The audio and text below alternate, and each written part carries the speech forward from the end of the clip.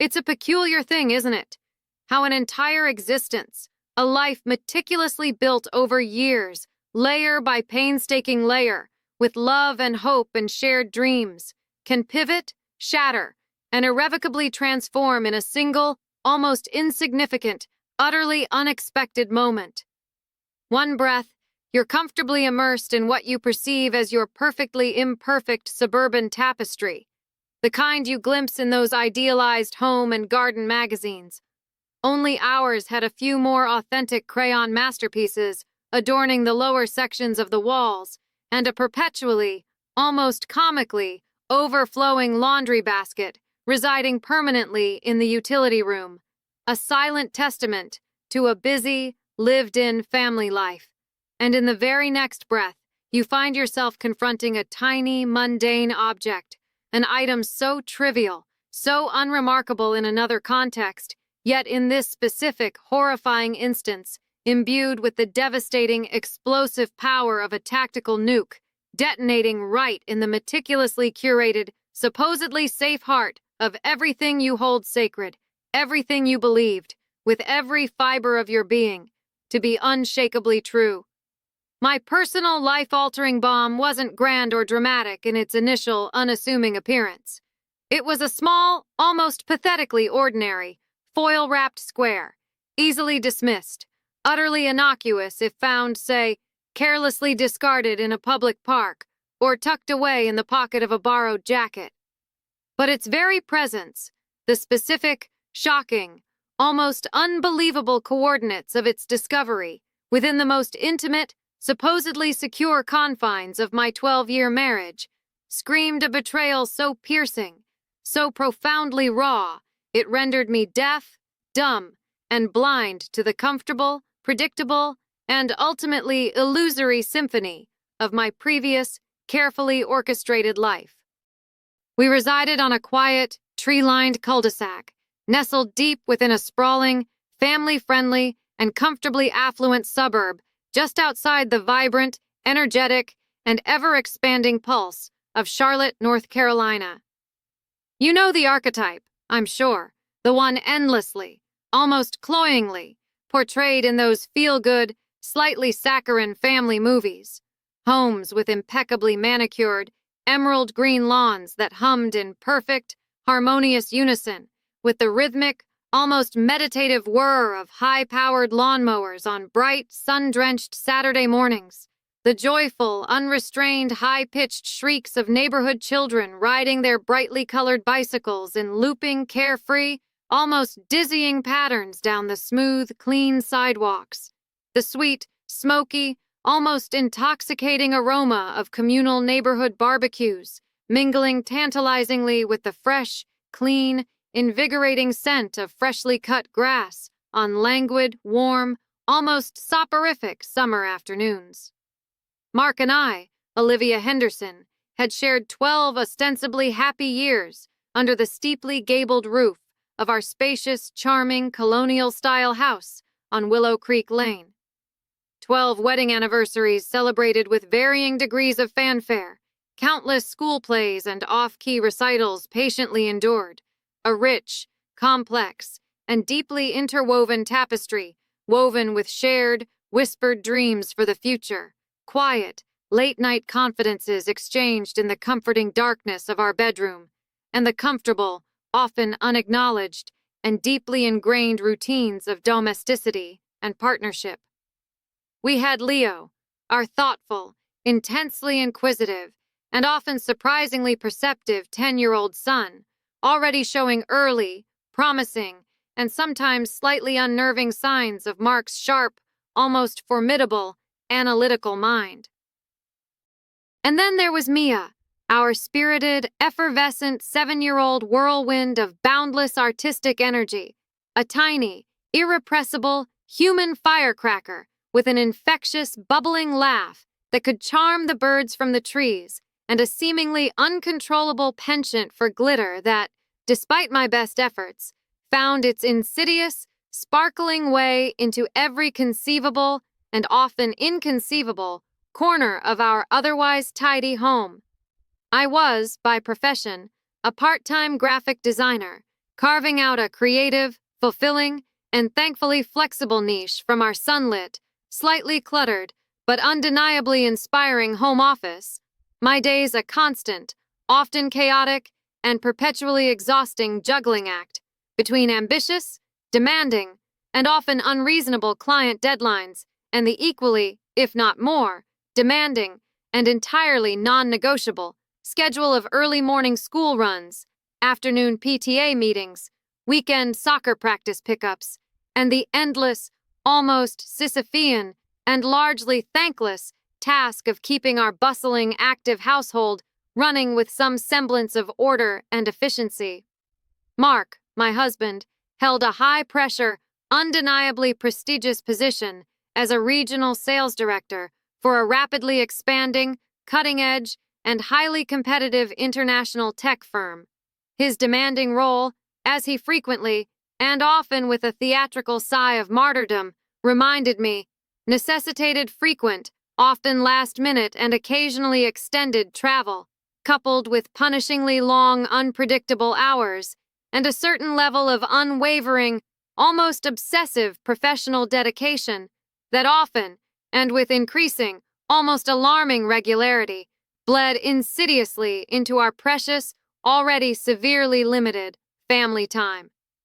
That, I had accepted, perhaps too readily, was the established, unspoken rhythm of our busy modern lives, the predictable, steady, if sometimes frustrating cadence we had danced to, more or less harmoniously, for over a solid decade. Or so I had naively, foolishly, and as it turned out, catastrophically, believed. The day my meticulously ordered, carefully curated world fractured, tilted violently and unexpectedly, and then irrevocably, sickeningly capsized on its very axis, began with the deceptive, almost mocking, and entirely unearned calm of any other ordinary, unremarkable Tuesday. The house, usually a vibrant, noisy cacophony of preschool morning activity, was blessedly, unusually quiet. Leo and Mia, their breakfast consumed, their teeth brushed, their backpacks slung haphazardly over their small shoulders, were safely, punctually deposited at their respective, well-regarded local schools, their cheerful, energetic, backpack-laden figures disappearing with a final wave through the familiar, imposing brick archways of Elm Street Elementary. I'd just, with a monumental effort of will and a considerable amount of forced politeness, navigated a particularly challenging, ego-bruising, and ultimately unproductive conference call with a notoriously high-maintenance, perpetually dissatisfied, and frankly, rather unpleasant, new client, the kind whose endless, often contradictory, and entirely subjective revisions always seem to magically, infuriatingly multiply overnight, regardless of how meticulously I addressed his previous concerns. My modest, entirely reasonable plan for the remainder of the morning was refreshingly simple: a quick, stress-busting, endorphin-releasing, and hopefully invigorating workout at our local, well-equipped, and conveniently located community gym. Then a fortifying, steaming hot cup of strong black coffee before diving back, with renewed, if somewhat feigned enthusiasm, into the demanding, pixel-perfect world of the digital drawing board, wrestling with complex layouts, demanding color palettes, and tyrannical typographical constraints. Mark, my husband, had departed from our warm, shared bed, and indeed our home, well before the sun had even tentatively thought about gracing the pre-dawn horizon. A hurried, almost perfunctory, and strangely cool kiss goodbye, pressed distractedly to my still sleepy cheek, mumbling something indistinct, almost unintelligible, about an critically important early bird regional strategy meeting that simply couldn't be missed. He'd been attending a surprising, almost suspicious, and frankly, rather alarming number of those vaguely defined, always urgent meetings lately, his explanations for these increasingly frequent dawn departures becoming progressively, almost transparently vague, his expensive, monogrammed leather briefcase seemingly heavier, day by day, with unspoken obligations, mysterious late-night emergencies, and a growing, palpable distance. His oversized, well-worn, and faintly musty-smelling gym bag, a dark, durable, almost indestructible canvas monstrosity he'd owned and faithfully used since his glory days as a college football linebacker, was still slumped forlornly, almost accusingly, in the otherwise tidy mudroom, just by the back door, looking strangely out of place, almost abandoned, amidst Mia's collection of brightly colored, mismatched rain boots and Leo's ever-growing assortment of slightly battered sports equipment. He'd forgotten it, an uncharacteristic, almost jarring, and vaguely unsettling lapse in his usually meticulous, almost obsessively organized daily routine. A quick, terse, almost impersonal text message, received sometime around mid-morning, had curtly informed me of this minor oversight. Blast! Completely forgot gym bag. Brain like a sieve today. Will try to hit the weights near the office later this afternoon if I can break away. Don't wait up for dinner. Probably be a late one. I remember thinking, with a fleeting, almost automatic sense of wifely duty, that I'd be proactive, perhaps even thoughtful, and unpack it for him before he returned home, get his undoubtedly sweaty, bacteria-laden workout clothes sorted and straight into the washing machine. Standard wife protocol, right? A small, unremarkable, almost invisible act of domestic helpfulness, the kind of gesture that keeps the well-oiled machinery of a marriage running smoothly. That's the precise, innocuous, almost comically mundane moment, the first insidious, almost imperceptible tremor hit, the tiny, almost invisible hairline crack that would eventually, inexorably, spiderweb outwards into a catastrophic, irreparable structural failure of my entire, carefully constructed life. Tucked away, almost deliberately hidden, in a usually ignored, rarely utilized, zippered side pocket, nestled almost coyly, almost tauntingly, beside a crumpled, empty, high-protein energy bar wrapper and a hopelessly, frustratingly tangled pair of ancient, crackling, and clearly malfunctioning earbuds, was a single, pristine, undeniably, and horrifyingly new condom. Not just any condom, mind you. It was a specific, rather flashy, and vaguely disreputable-looking brand, one we certainly hadn't ever used, not even once, in our entire 12 years of marriage, not since the very early, exploratory, and far less inhibited days of our youthful courtship. A brand I now, with a sickening lurch of my stomach, associated with a different, almost forgotten, and supposedly long-past era of my life, a time before shared vows, before solemn, public promises, before the implicit, sacred contract of lifelong, unwavering, and supposedly mutual exclusivity, an exclusivity I had until that heart-stopping, earth-shattering, world-altering second. Never once, not for a single solitary moment, had any genuine cause or reason to question. My breath snagged painfully, almost violently, in my throat, a sharp, ragged, audible, and entirely involuntary hitch. My hands, which had been confidently, casually reaching for the bag's main zipper, began to tremble uncontrollably, a fine, almost imperceptible, yet deeply unsettling tremor at first, then rapidly, alarmingly escalating into a full-blown, uncontrollable, almost spastic shaking that made the simple act of grasping the zipper pull an almost impossible feat. It was just one. A single, solitary, almost insignificant, silver foil-wrapped square. My mind, a frantic, cornered, and suddenly terrified animal, caught in the blinding, merciless spotlight of an unwelcome truth, scrambled desperately, almost pathetically, for a rational, palatable, and remotely believable explanation, any plausible, comforting, life-affirming scenario other than the one, the hideous, unthinkable one, that was already, with terrifying speed and reptilian coldness, coiling like a venomous, suffocating, constricting snake in the very pit of my churning, nauseated stomach, its icy, insidious tendrils already constricting my ability to think clearly, to reason logically, to breathe normally. Maybe it was ancient, years old, forgotten, misplaced, from some long ago premarital indiscretion. Maybe it had somehow, bizarrely, inexplicably, fallen in there from some other bag. A truly bizarre, improbable, almost cosmically orchestrated accident. Have you ever, in your entire life, experienced that sickening, terrifying, heart-plummeting lurch? That disorienting, almost out-of-body moment when your stomach free-falls to your shoes, when the blood drains from your face, because your logical, rational, usually reliable brain is waging a desperate, heroic, but ultimately, tragically, losing battle, furiously, futilely, trying to deny the irrefutable, damning, and life-altering evidence your own disbelieving eyes are relentlessly, mercilessly feeding it.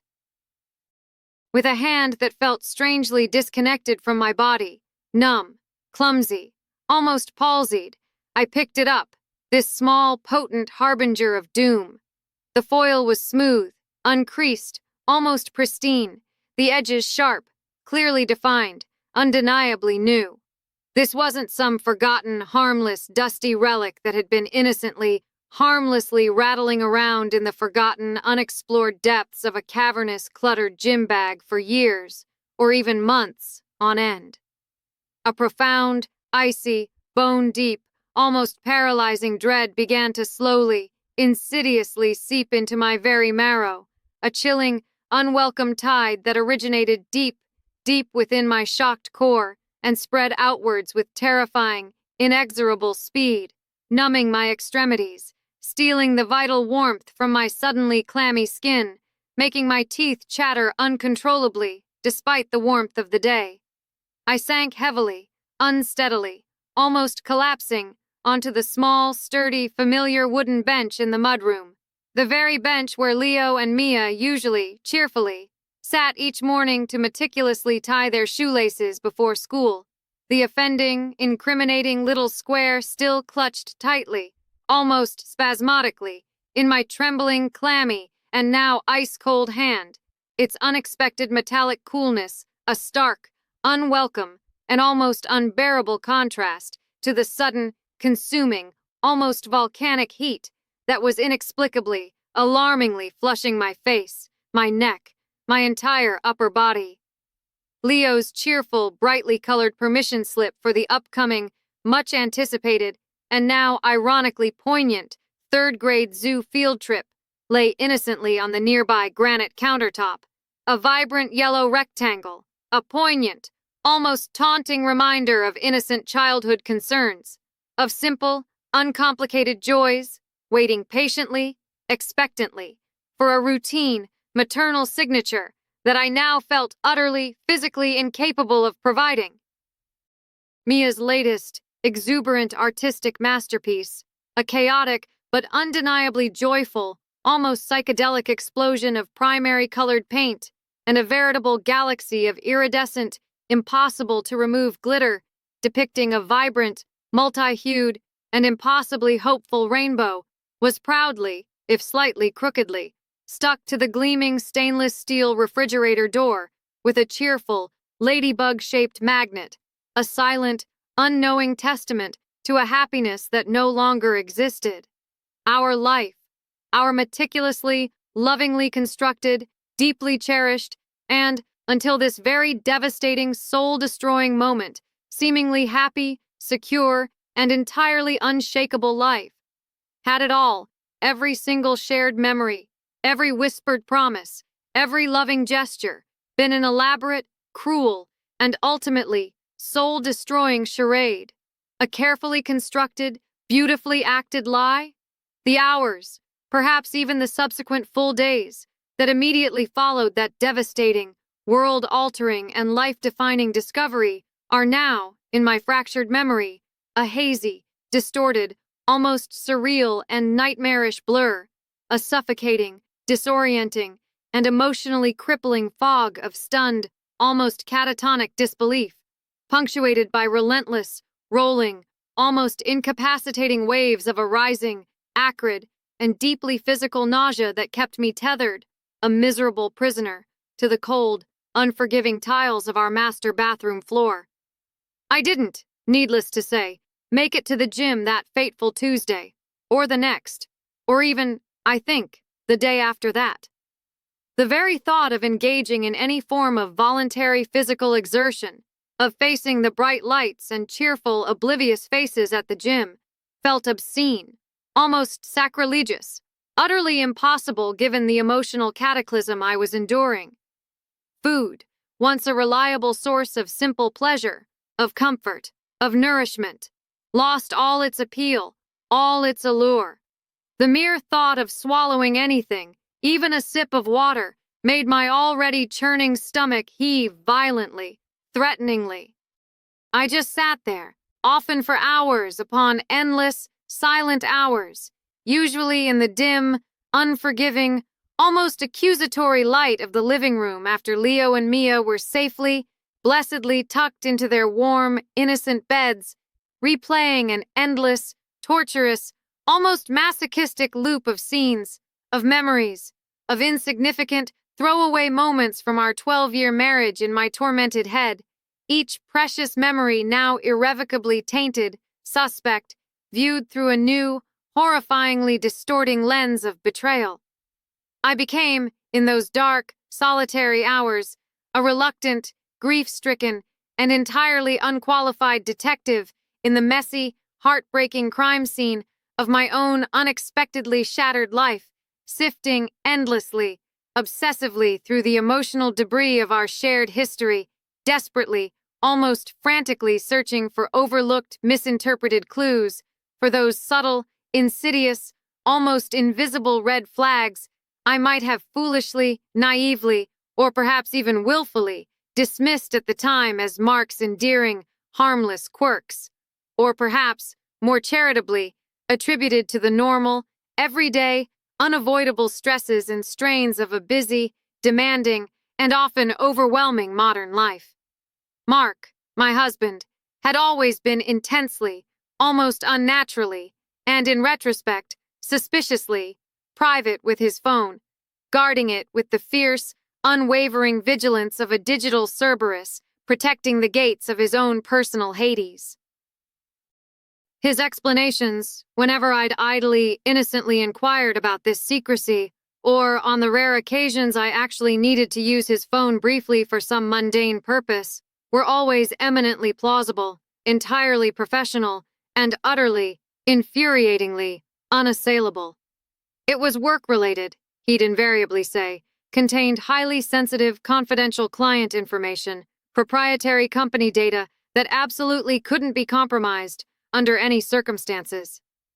I'd accepted that explanation, without question, without hesitation. I'd respected his professional boundaries, his supposed need for digital privacy. Or perhaps, I now realized with a fresh, brutal clarity that felt like a well-aimed, vicious punch directly to my already bruised gut, I'd simply, unforgivably, been unpardonably, almost criminally naive, willfully, determinedly blind to a truth I simply wasn't prepared, wasn't equipped to face. When he finally, eventually, walked through our familiar front door that dreadful evening, well past the children's usual established dinner time, offering his usual, well-rehearsed, and now utterly transparent veneer of weary, put-upon smiles and tired, almost theatrical sighs about his incredibly long, unbelievably unproductive, and utterly soul-destroying day at the office, I found myself watching him with a new, unwelcome, and almost predatory intensity, a laser-like, all-seeing focus that missed absolutely nothing, that scrutinized his every move. Every casually uttered word, every seemingly unthinking automatic gesture he made, every fleeting, almost imperceptible facial expression was suddenly, starkly magnified, dissected, and critically analyzed under a new, unforgivingly harsh, and deeply, painfully suspicious light. He leaned in, as was his habit, and kissed me, a quick, almost perfunctory, entirely dismissive peck on the cheek that felt colder, more disconnected, more meaningless than ever before. He asked, with a forced, almost grotesque, casual air that made my skin crawl, about my own undoubtedly far less important day. His tone light, breezy, infuriatingly, unbelievably normal. How could he possibly, I screamed silently in my head, maintain such an effortless, convincing, almost sociopathic facade of utter normalcy when my entire carefully constructed world was actively, violently imploding all around me because of him? Did I look different? Did my eyes, undoubtedly bloodshot and swollen from hours of unshed, repressed tears and a complete lack of sleep, somehow betray the silent, raging, destructive tempest that was tearing me apart from the inside out, threatening to consume me whole? Apparently not. He, in his blissful, arrogant ignorance, saw absolutely nothing amiss, nothing out of the ordinary, nothing to cause him even a moment's pause or concern. He was either a truly consummate, world-class actor, deserving of an Academy Award for his performance, or he was, quite simply, a complete, oblivious, and utterly irredeemable fool. Rough day at that much-vaunted, critically important regional strategy meeting, darling? I managed to ask, the endearment feeling like acid on my tongue, the carefully chosen words feeling thick, clumsy, heavy, and entirely alien in my suddenly dry mouth.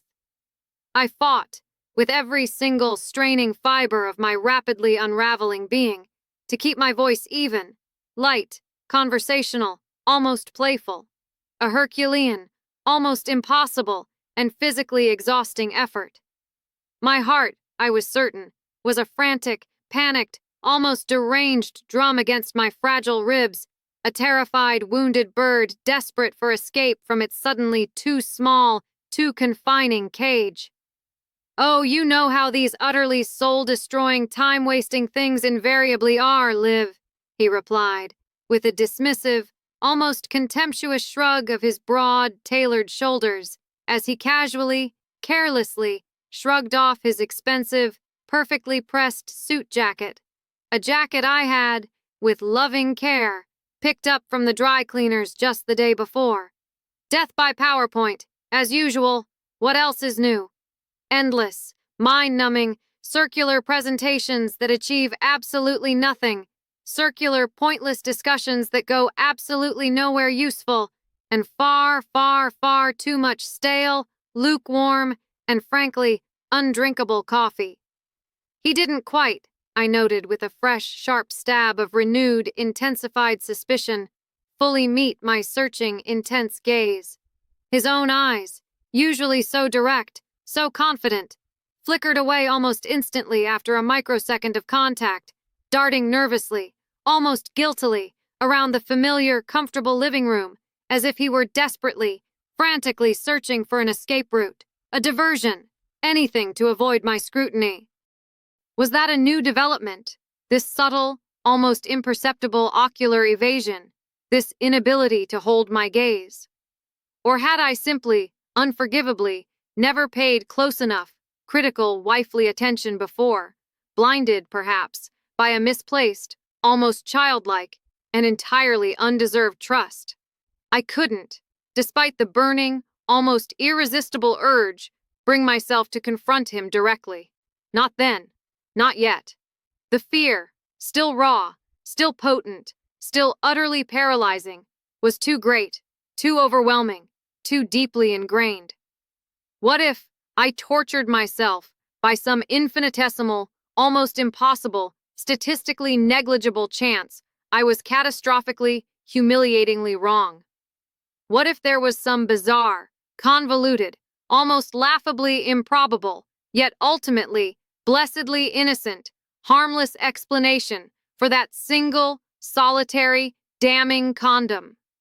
The terrifying, almost unbearable thought of accusing him, my husband, the father of my children, of such a monstrous, almost unthinkable betrayal, of potentially, irrevocably shattering our carefully, lovingly constructed family, of irreparably damaging our innocent, unsuspecting children's fragile, precious world, based on what could conceivably, however unlikely, be a monumental, life-altering, and entirely erroneous misunderstanding, terrified me to my very core, froze the very words of accusation in my throat. But the only available alternative, living indefinitely, perhaps for years, perhaps for the rest of my miserable life, with this gnawing, corrosive, all-consuming uncertainty, this insidious, poisonous, soul-destroying doubt, tainting every single interaction, every shared, once precious moment, felt equally, if not more, unbearable, a slow, agonizing, almost welcome death by 1,000 tiny, invisible, but excruciatingly painful paper cuts.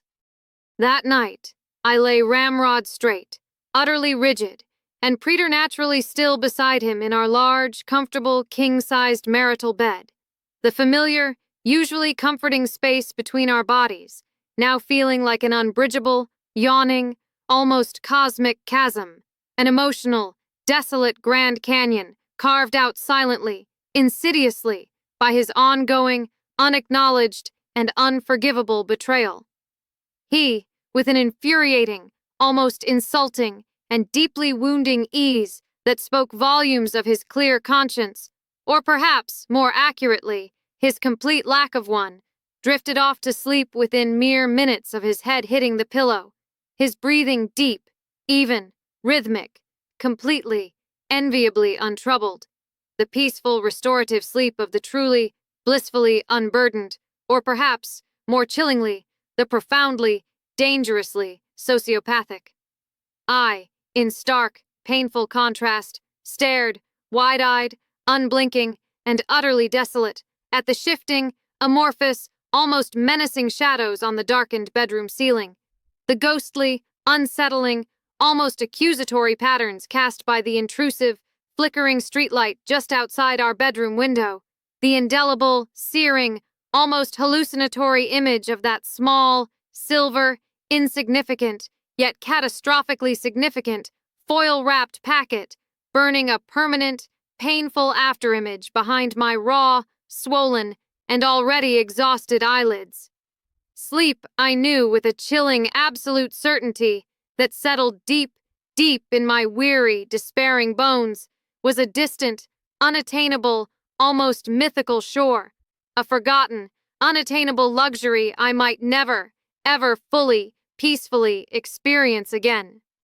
My mind, already frayed, overstimulated, and supercharged with a toxic, volatile cocktail of unprocessed adrenaline, residual caffeine from a day of unspoken, gut-wrenching, almost paralyzing anxiety, and sheer, unadulterated, primal terror, raced relentlessly, uncontrollably, almost maniacally, replaying, dissecting, and endlessly analyzing every recent, vaguely suspicious, and now deeply incriminating business trip he'd so casually, so frequently taken, every late, unexplained, and now highly questionable night purportedly spent chained to his desk at the office, every conveniently vague, easily dismissed, and now glaringly insufficient explanation for his increasingly frequent, and often entirely uncharacteristic, absences from our home, our life, our shared bed.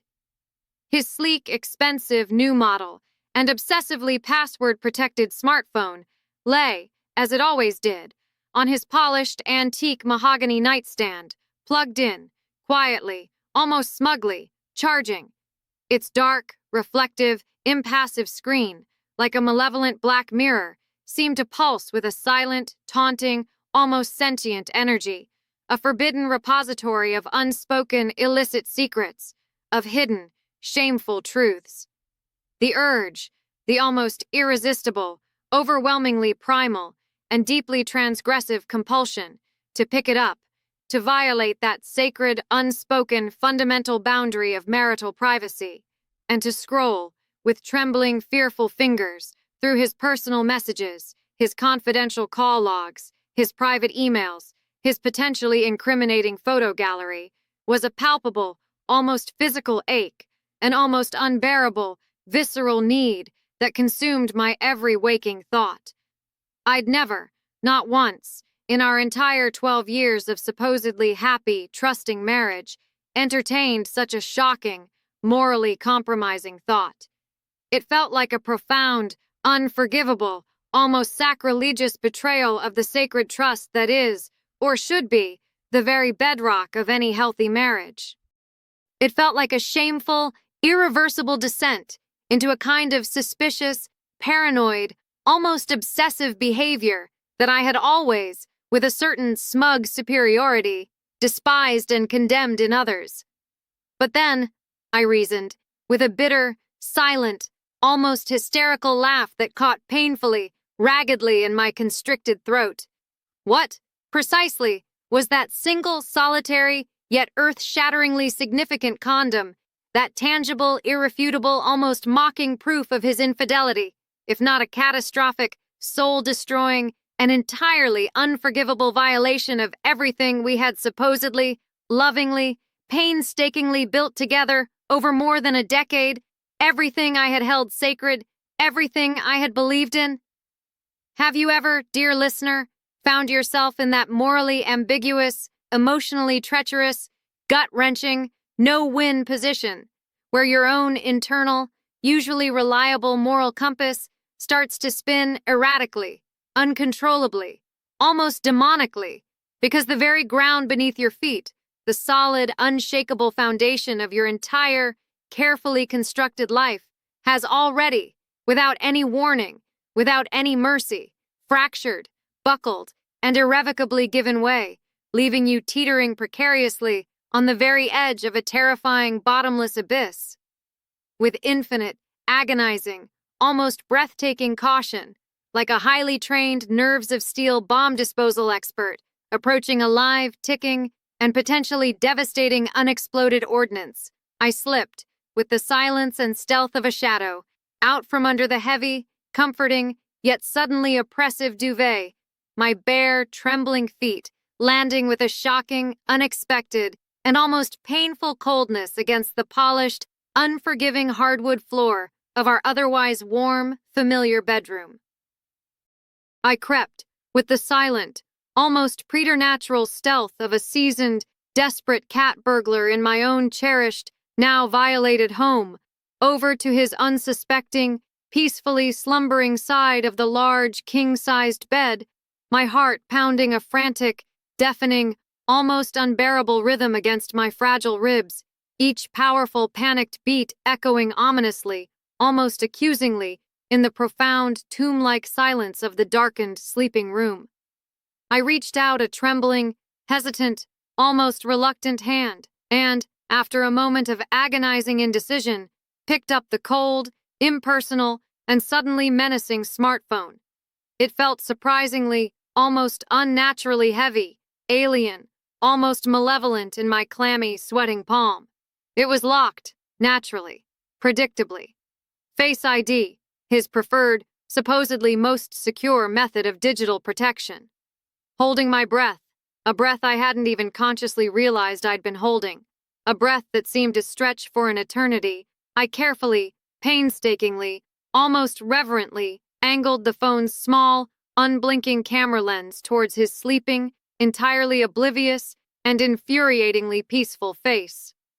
His familiar, beloved features, usually a source of such comfort, such reassurance, now seemed in the dim, eerie glow of the phone's screen, like a cruel, mocking, almost grotesque mask, concealing a monstrous, unrecognizable stranger beneath. For one agonizing, stretched out, almost unbearable moment, a moment that seemed to contain the weight of our entire shared history, absolutely nothing happened. The screen remained stubbornly, infuriatingly dark, a blank, unyielding slate. Then, just as I was about to give up, to succumb to the rising tide of guilt and despair, there was a soft, almost imperceptible, yet utterly definitive click. The screen instantly, almost magically illuminated, a bright, unwelcome beacon in the oppressive darkness, unlocked, its secrets now tantalizingly, terrifyingly within my grasp. My hands were shaking so violently, so uncontrollably now that I could barely, with the utmost concentration, manage the simple, familiar, and usually automatic act of typing in his short, easily memorable, four-digit passcode.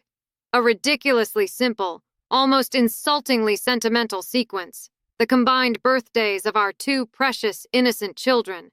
A combination I knew, of course, by heart. A poignant, stabbing, almost unbearable reminder of the very family, the very lives he was so casually, so cruelly, so comprehensively, and so unforgivably destroying.